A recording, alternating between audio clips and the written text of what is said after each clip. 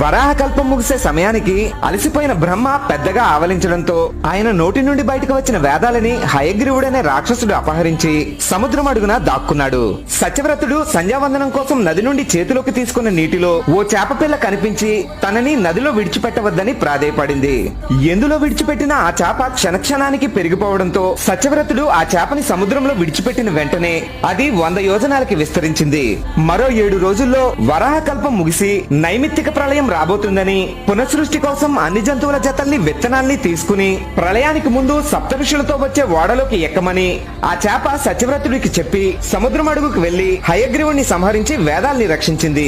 ఆ చేప చెప్పినట్టే సత్యవ్రతుడు అన్నింటినీ తీసుకుని ఓడలోకి ఎక్కి ఆ ఓడని ఓ తాడుతో చేప కొమ్ముకు కట్టాడు.